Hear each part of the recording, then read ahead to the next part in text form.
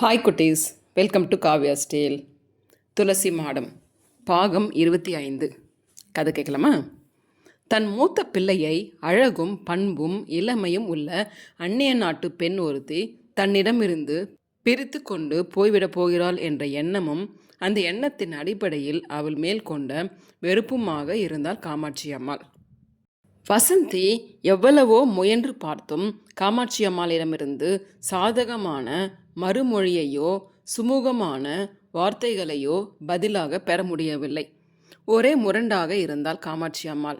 உடல்நிலை சரியாயிருக்கிற காலங்களில் சூரியோதயத்திற்கு முன்பே ஆற்றங்கரைக்கு போய்விட்டு திரும்புவதை தவிர வெளியில் எங்கும் நடமாடாத காமாட்சி அம்மாளுக்கு எல்லா விவரமும் முன்கூட்டியே எப்படி தெரிகிறது என்பது பெரிய புதிராய் இருந்தது.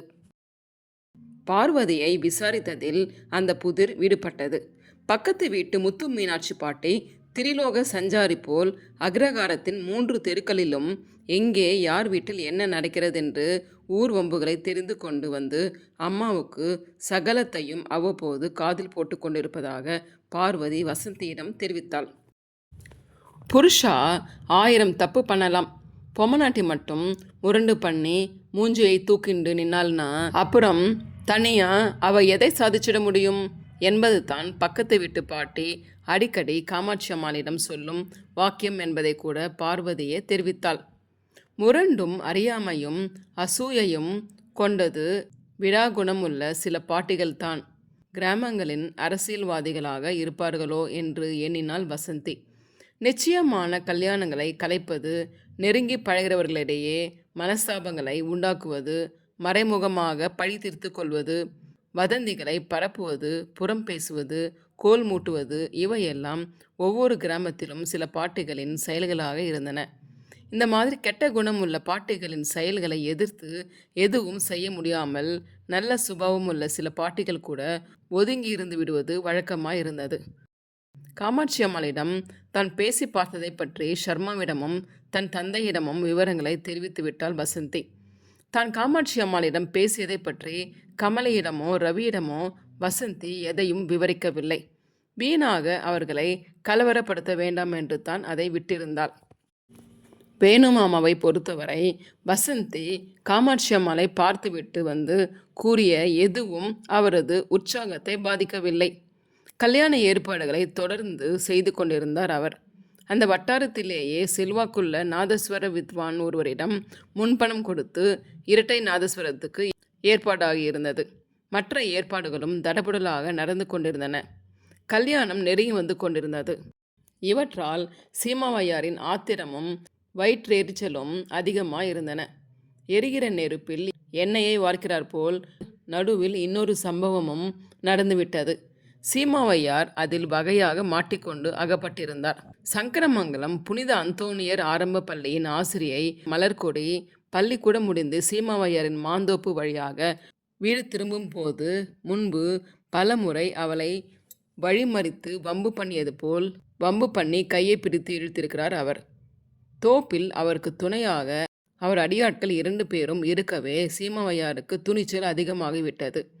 அகமத் அலிபாயின் கடத்தல் சரக்குகளோடு சேர்ந்து இங்கே வந்து அவருக்கு பிரியமாக கொண்டு வந்து தரப்பட்டிருந்த சீமை சரக்கு வேறு உள்ளே போயிருந்தது. சீமாவையாரின் தோப்பில் இரவை கிணற்றை ஒட்டி பம்ப்செட் மோட்டாருக்காக ஒரு சிறிய சிமெண்ட் கட்டிடம் உண்டு. அவர் குடிப்பதற்காகவும் மற்ற லீல வினோதங்களுக்காகவும் இந்த கட்டிடம் பயன்பட்டு வந்தது. அவர் வீடு அக்ரகாரத்துக்குள் நடுவாக இருந்ததனால் அங்கே ஒரு நாளும் இந்த விவகாரங்களை அவர் வைத்து கொள்வதில்லை. தோப்பு ஊரிலிருந்து ஒதுங்கி இருந்ததனால் இதற்கெல்லாம் வசதியாய் இருந்தது. நீண்ட நாள் நழுவி போய்கொண்டிருந்த மலர்கொடியை அன்று எப்படியும் வசப்படுத்தியே தீருவது என்று சீமாவையார் கையை பிடித்து இழுத்தவுடன் அவள் கூப்பாடு போட்டிருக்கிறாள். பின்னாலேயே அவளை தொடர்ந்து வந்து கொண்டிருந்த இறைமுடிமணியின் இயக்கத்து ஆட்கள் ஓடி வந்து சீமாவையாரை கையும் களவுமாக பிடித்து தோப்பில் இருந்த தென்னை மரத்தில் கட்டி போட்டு விட்டார்கள். இறைமுடிமணிக்கு தகவல் அனுப்பி அவர் போலீஸுக்கு சொல்லி அனுப்பிவிட்டு வந்தார். சீமாவையாரின் அடியாட்கள் எண்ணிக்கையில் அதிகமாயிருந்த பகுத்தறிவு படிப்பக இளைஞர்களை எதிர்க்க முடியாமல் உடனே போய் அகமது அலிபாய்க்கு தகவல் தெரிவித்தார்கள். பணம் விளையாடியது. போலீஸ் எதிர்பார்த்தபடி உடனே தோப்புக்கு வரவில்லை. ஆனால் சீமாவையாரை தப்ப செய்வதற்காக அகமது அலிபாய் ஒரு கூலி பட்டாளத்தை அனுப்பியிருந்தார். இருட்டியதும் தோப்பில் புகுந்து அந்த கூலி பட்டாளம் முதல் வேலையாக சீமாவையாரை தென்னை மரத்திலிருந்து அவிழ்த்துவிட்டு தப்ப செய்துவிட்டது.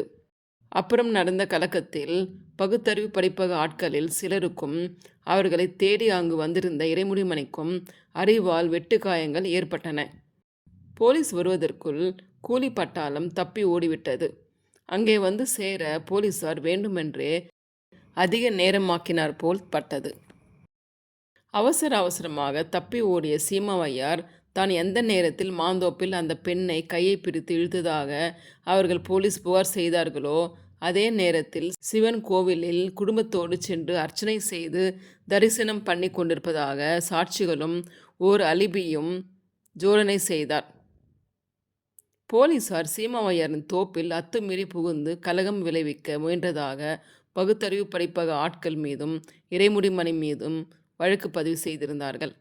இறைமுடிமணிக்கு இடது தோள்பட்டையில் சரியான அரிவாள் வெட்டு. சங்கரமங்கலம் லோக்கல் ஃபண்ட் ஆஸ்பத்திரியில் கொண்டு போய் அவரை சேர்த்திருந்தார்கள். ஆஸ்பத்திரியில் சேர்க்க அதிக நேரமாகிவிட்டதால் நிறைய இரத்தம் வீணாகிவிட்டது. தகவல் தெரிந்த ஷர்மா, ரவி, கமலி எல்லோரும் பதறிப்போய் ஆஸ்பத்திரிக்கு விரைந்திருந்தார்கள். ஏற்கனவே இறைமுடிமணியின் மருமகன் குருசாமியும் மனைவி, மக்களும், குடும்ப நண்பர்களும், இயக்க நண்பர்களுமாக ஆஸ்பத்திரியில் கவலையோடு குழுமியிருந்தனர். இறைமுடிமணிக்கு நிறைய இரத்தம் இழப்பு ஏற்பட்டதனால் புது இரத்தம் செலுத்த வேண்டியிருந்தது. அவரது இயக்க தோழர்கள் போட்டி போட்டுக்கொண்டு இரத்தம் கொடுக்க முன்வந்தனர். ஆனால் சோதனை செய்து பார்த்ததில் ஒருவரது இரத்தமும் அவரது குரூப் இரத்தமாக இல்லை. டாக்டர் ஷர்மாவை பார்த்தார். அவரை கேட்கலாமா வேண்டாமா என்று தயங்கினார். என் ரத்தம் சேரதான்னு பாருங்கோ, ஒன்றும் எனக்கு ஆட்சேபனை இல்லை என்று மகிழ்ச்சியோடு டாக்டரை பின்தொடர்ந்தார் ஷர்மா. என்ன ஆச்சரியம்! ஷர்மாவின் ரத்தம் கச்சிதமாக சேர்ந்தது. ஷர்மா இறைமுடிமணிக்காக ரத்தம் கொடுத்தார். மறுநாள் காலை இறைமுடிமணி நல்ல பிரஜையோடு பேச முடிந்த நிலையில் இருந்தபோது தன்னை பார்ப்பதற்காக ஹார்லிக்ஸ், பழம் எல்லாம் வாங்கி கொண்டு வந்திருந்த ஷர்மாவிடம், எங்கள் ஆளுங்களாம் நான் பொழைச்சி எந்திரிச்சப்புறம் ஒரு வேளை ஆசிகனா மாறிடுவேனோன்னு கூட பயப்படுறாங்கப்பா. நீ இல்லை எனக்கு ரத்தம் கொடுத்தியா என்று வேடிக்கையாக சிரித்து கொண்டே ஷர்மாவை கேட்டார். அப்போது அருகே இருந்த படிப்பக ஆள் ஒருவர் ஒரு ஐயரு இரத்த வெறி பிடிச்சு போய் அதை சிந்த வச்சாரு, இன்னொருத்தர் அதை கொடுத்து சரிப்படுத்தினாரு என்று சொன்னார். இறைமுடிமணி அந்த ஆளை உறுத்து பார்த்தார். இந்தா நீ கொஞ்சம் வெளியில் இரு, சொல்கிறேன், நானே பிறவு கூப்பிடுறேன் என்று சொல்லி அந்த ஆளை போக சொன்னார் இறைமுடிமணி. உடனே ஷர்மா, அவரை ஏன் கோபிச்சுக்கிற தேசிகமணி, அவர் உள்ளதைத்தானே சொல்கிறார் என்றார். ஆனால் அந்த ஆள் இறைமுடிமணியின் வார்த்தைக்கு கட்டுப்பட்டு உடனே வெளியேறிவிட்டார். அவர் வெளியேறியதும் இறைமுடிமணி ஷர்மாவிடம் கூறினார், செய்கிற அக்கிரமத்தையும் செஞ்சு போட்டு நானும் என் ஆளுங்களும் அவர் தோப்பிலே அத்துமீறி நுழைஞ்சி கலகம் பண்ணி சொத்துக்கு சேதம் விளைவிச்சிருக்கோம்னு போலீஸ்லே புகார் பண்ணியிருக்காரு சீமாவையார். அந்த நேரத்திலே அவர் சிவன் கோவிலில் குடும்பத்தோட அர்ச்சனை பண்ணிக்கிட்டு இருந்தாராம். தனக்கு ஆபத்துன்னா சாமியை கூட பொய் சாட்சிக்கு இழுப்பானாக்கும். யாரை சாட்சிக்கு இழுத்தா என்ன? அக்கிரமம் பண்ணுறவா அழிஞ்சுத்தான் போயிடுவா. அழிஞ்சு போகலையே விஸ்வேஸ்வரன், நேர்மாறா அக்கிரமத்தை எதிர்க்க போன நாங்கள் இல்லை கையும் களவுமாக வெட்டுப்பட்டு இப்படி ஆஸ்பத்திரியிலே வந்து அழிஞ்சு கிடக்கிறோம். 4 காசு வசதியுள்ளவன் இங்கே நியாயம், சட்டம், போலீஸு எல்லாத்தையும் கூட விலைக்கு வாங்கிடுறானே. வாஸ்தவந்தான்ப்பா. தெய்வத்தை நம்புறவாளை விட பணத்தையும் வசதியையும் நம்பி தொடரவா தேசத்திலே அதிகமாயிட்டா.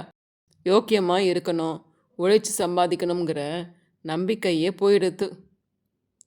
நல்லவனாக இருக்கணுங்கிற நம்பிக்கையை விட நல்லவனை போல் இருந்துட்டா போரும்னு திருப்திப்படுறதே அதிகமாயிடுச்சு. வேதத்தை சொல்லுறவாய் பொய்யையும் சொல்லுது.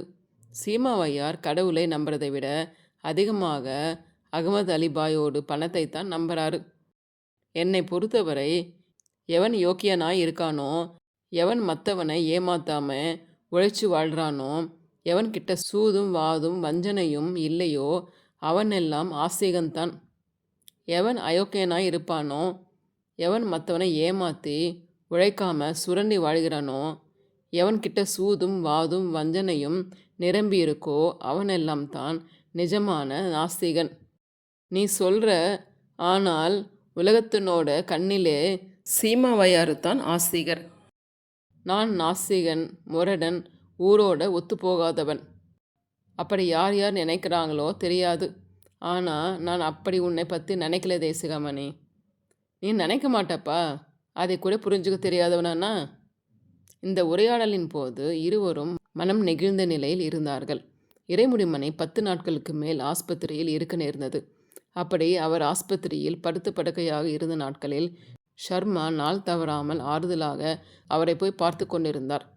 அப்படி ஒரு நாள் ஷர்மா ஆஸ்பத்திரிக்கு போய்விட்டு திரும்பிய போது வழியில் சந்தித்த சாஸ்திரி ஒருவர் ஷர்மாவிடம் பேச்சு கொடுத்தார். அந்த சாஸ்திரி சீமாவையாருக்கு மிகவும் வேண்டியவர்.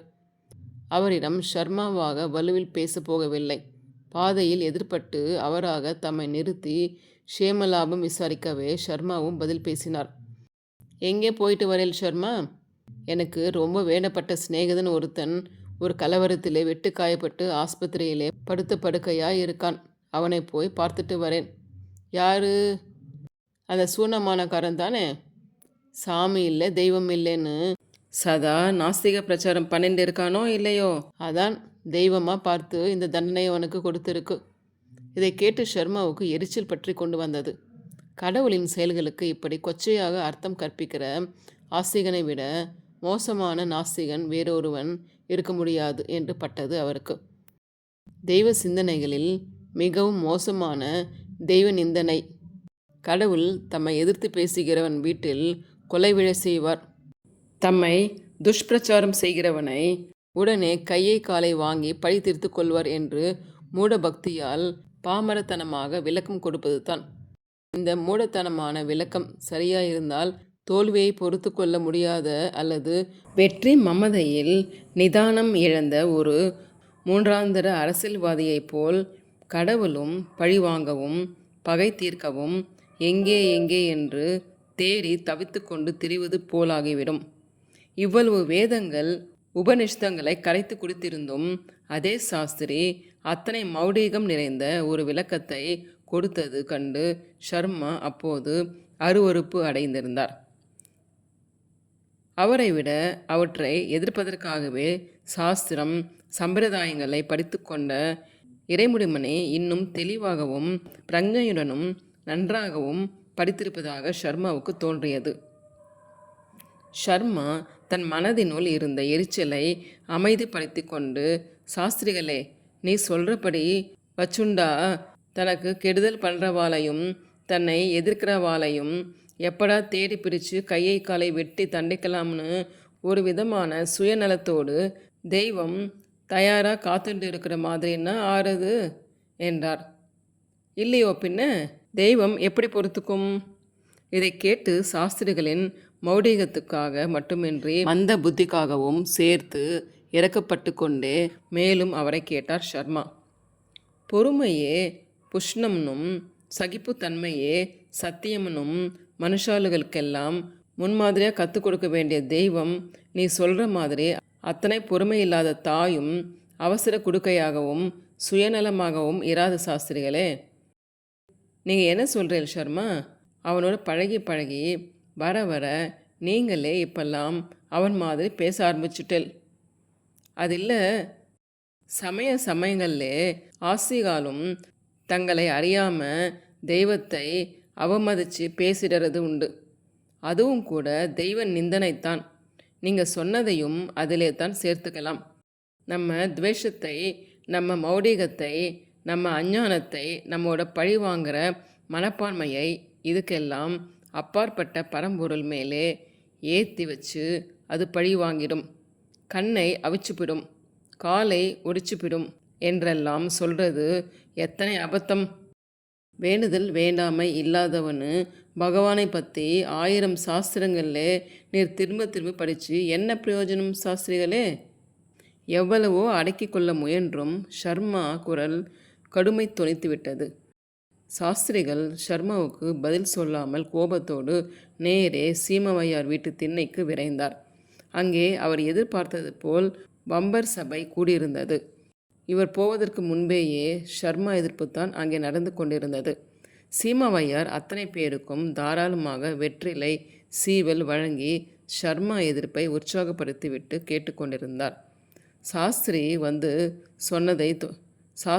சொன்னதை தொடர்ந்து கூடியிருந்தவர்களிடம் சீமாவையாரே ஷர்மாவை பற்றி மேலும் குறை கூறி தூபம் போட்டுவிட வசதியாய் இருந்தது. என்னோட மாந்தோப்பிலே பம்ப்செட் மோட்டாரை கொள்ளை அடிக்கணும்னு திட்டம் போட்டு ஆள்கட்டோட நுழைஞ்சவன் அந்த இறைமுடிமணி. நல்ல வேலையா என் குத்தகைக்காரனோட ஆட்கள் சமயத்தில் வந்து என் ஆஸ்தியை காப்பாற்றிருக்காங்க. அப்படிப்பட்ட கிராதகனுக்கு பறிஞ்சுட்டு போய் நிற்கிறே ஷர்மா. அவருக்கு வர வர புத்தியை பேதலிச்சு போச்சு. ஒரே அடி மேலே அடியா வரது. புள்ளை என்னடானா பிரெஞ்சுக்காரியை இழுத்துண்டு வந்து நிற்கிறான். கடைசியில் இவரே அவளுக்கு கல்யாணம் பண்ணி வைக்க வேண்டியதாயிடுத்து.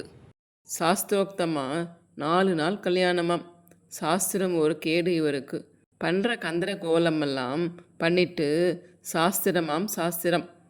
அது மட்டும் இல்லை சீமையார்வாள், ஆஸ்பத்திரியில் சாக கிடந்த அந்த கருப்பு சட்டைக்காரனுக்கு ஓடி போய் ரத்தம் கொடுத்து காப்பாற்றியிருக்கார் இவர். இவருக்கு தாத்தா வந்தாலும் அவனை காப்பாற்ற முடியாது சுவாமி. அவன் அகமது அலி பாயை போய் விரோதம் பண்ணிட்டு இருக்கான். பாய் கோட்டீஸ்வரன். அவரோட போட்டி போட இந்த விறகு கடைக்காரன் ஆள முடியுமா? ஆனால் அவன் அகரகாரத்திலே வச்சிருக்கிற பலசரக்கு கடையில் வியாபாரம் ரொம்ப நன்னா ஆறுதுங்கிறாளே ஓய். விலையெல்லாம் ரொம்ப நியாயமாக இருக்குங்கிறா. சரக்கும் கலப்படம் இல்லாமல் சுத்தமாகவும் நன்னாவும் இருக்காமே. எல்லாரும் பேசிக்கிறாளே. சும்மா ஒரு ஸ்டண்ட்டு. அதெல்லாம் கொஞ்ச நாள் ஜனங்களை கவரணுங்கிறதுக்காக கொடுப்பான். போக போகத்தான் சுயரூபம் தெரியும் என்று அதை மறுத்தார் சீமாவையார். இறைமுடிமணியை பற்றியோ ஷர்மாவை பற்றியோ யாருக்கும் ஒரு சிறிய நல்ல அபிப்பிராயம் கூட ஏற்பட்டு விடாமல் கவனித்து கொள்வதில் சீமாவையாருக்கு அளவு கடந்த அக்கறை இருந்ததெனவோ உண்மை. இறைமுடிமணியின் கடை வியாபாரம் எல்லாம் பற்றி ஊர் முழுவதும் மரியாதையும் நல்லெண்ணமும் பெருகுவதையே அவரால் பொறுத்து கொள்ள முடியாமல் இருந்தது. ஷர்மாவையும் இறைமுடிமணியையும் கோர்ட் கேஸ் என்று இழுத்தடிப்பதற்கான செலவுகளை ரகசியமாக அகமது அலிபாய் ஏற்றுக்கொண்டிருந்தார். அகமது அலிபாயின் கோபத்துக்கு காரணம் ஷர்மாவை வீடு தேடி போய் கையில் முன்பணத்தோடு கெஞ்சி பார்த்தும் கேட்காமல் அவர் அந்த இடத்தை இறைமுடிமணிக்கு விட்டிருந்தார் என்பதுதான். அதே காரணத்தினாலும் தொழிற்போட்டியாலும் தனக்கு கிடைக்காத இடம் அவருக்கு கிடைத்து விட்டதே என்ற எண்ணத்தினாலும் இறைமுடிமணியின் மேலும் அவருக்கு எரிச்சல் ஏற்பட்டிருந்தது. ஷர்மாவையும் இறைமுடிமணியையும் அலைக்கழித்து கஷ்டப்படுத்துவதற்காக சீமாவையாருக்கு எவ்வளவு பணம் வேண்டுமானாலும் கொடுக்க தயாராய் இருந்தார் அகமது அலிபாய்.